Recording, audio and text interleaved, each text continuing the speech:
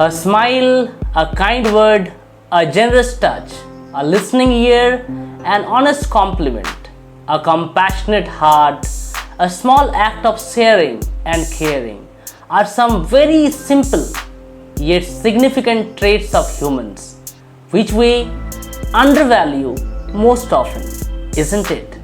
But we fail to recognize the potential of these traits as each has the power to turn a life around. It is said that emotional intelligence is an important quality that maintains a healthy personal and professional life. The important components of emotional intelligence are empathy and sympathy. Although people often use empathy and sympathy interchangeably, they are different. Namaskaram, I am Amit.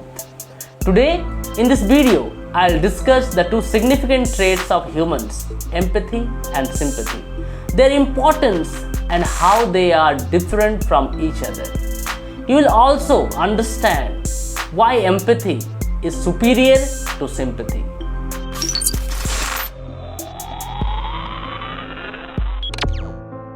Sympathy involves feelings of compassion, sorrow, sadness, or pity for another person or other people who are facing difficult circumstances. It is an emotion experienced in reaction to something that happens to other people. When you feel sorry or pity for someone, you have sympathy for that person. Empathy is stronger than sympathy.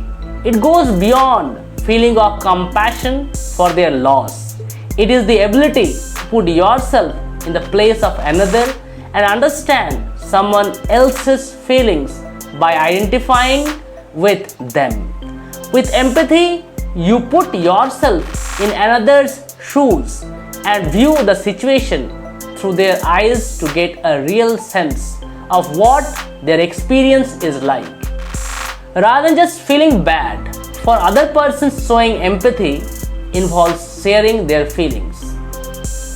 Being empathetic and feeling empathy is a broader, more intense emotional reaction to a situation someone is in.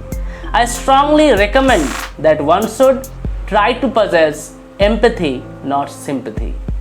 When you sympathize with others, you say, I can understand your pain, your sorrow. But that most often does not sound deep, as you don't feel that. But when you empathize with them, you say, I can understand how it feels. I can feel it, dear. This helps a person to feel heard, understood, and validated. No need to feel sorry for someone to see him or her in pain. No need to show a sense of pity over the plight of the person. Rather, we should try to feel their pain like our own.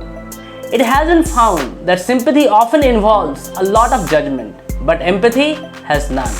Sympathy involves understanding from our own perspective. Empathy involves putting ourselves in the other person's shoes and understanding why they may have these particular feelings. In becoming aware of the root cause of why a person feels the way they do, we can better understand and provide healthier options and solutions also.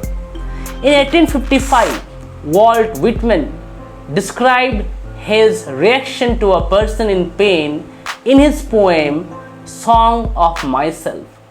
I do not ask a wounded person how he feels. I myself become the wounded person so that I can relate to his suffering and feel the way he is feeling. What does the poet mean when he says that he would become the wounded person? He talks about nothing but empathy. Therefore, we need to be empathized. Empathy helps us to rebuild the connections that we have lost with others. We need to be supportive, understanding, and compassionate. Empathy is one of the most important skills we can practice in life. It is crucial for our personal development, relationships, and society as a whole. Brené Brown rightly says, empathy is simply listening, holding space, withholding judgment, emotionally connecting, and communicating that incredibly healing message of you are not alone. Signing off, thank you.